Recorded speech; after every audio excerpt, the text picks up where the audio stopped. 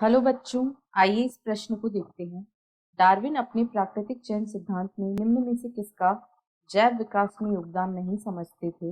विकल्प ए असतत विभिन्नताएं, विकल्प बी परजीवियों परभक्षी एवं प्राकृतिक शत्रुओं, विकल्प सी योग्यतम की उत्तरजीविता या विकल्प डी जीवन के लिए संघर्ष। इस प्रश्न की जो मुख्य अवधारणा है, मुख्य अवधारणा वह है डार्विनवाद। डार्विन ने विकासवाद के अपने सिद्धांत में मुख्य रूप से प्राकृतिक वर्ण सिद्धांत दिया था। डार्विन ने जो सिद्धांत दिया था उसका नाम था प्राकृतिक वर्ण। इसके अनुसार जो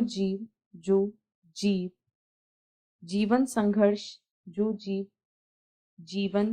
संघर्ष में योग्य होते हैं, ऐसे जीव जो जीवन संघर्ष में योग्य होते हैं, यानी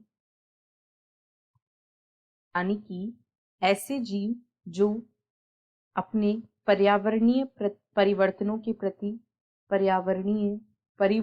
प्रति अनुकूल होते हैं।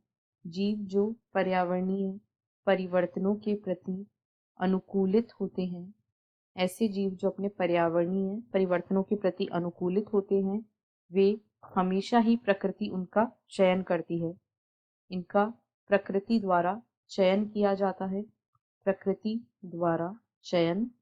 जाता है, यानी जीवन के संघर्ष में योग्यता की हमेशा ही जीत होती है और अयोग्यता हमेशा हारती है। प्रकृति स्वयं अपने लिए अनुकूल जीवों का चयन करती है। डार्विन ने इसे प्राकृतिक चयन या प्राकृतिक वर्ण कहा था। जीवन संघर्ष में वातावरण के अनुकूल जीवों का जीवित रहना तथा प्रतिकूल जीवों का नष्ट होना, इसे ही प्राकृतिक चयन कहा जाता है। परंतु जो डार्विनवाद की सबसे बड़ी कमी यह थी कि ये जो असतत विभिन्नताएं जीवों में पाई जाती हैं, असतत विभिन्नताएं, इनकी उत्पत्ति और स्थानांतरण और उत्पत्ति स्रोत आदि को नहीं समझा पाए थे। अतः इनके अनुसार असतत विभिन्नताओं का प्राकृतिक चयन या जैव विकास में कोई योगदान नहीं होता है। इसीलिए विकल्प ए इस प्रश्न का सही उत्तर है। परजीवियों, परभक्षियों एवं प्राकृतिक शत्रुओं आदि से जीवों का जीवन संघर्ष होता है और योग्यतम की उत्तरजीविता या जीवन के लिए संघर्ष, इन तीनों को ही प्राकृतिक चयन सिद्धांत में या जैव विकास में उपयोगी माना गया था। आशा है आपको प्रश्न समझ आया होगा। धन्यवाद।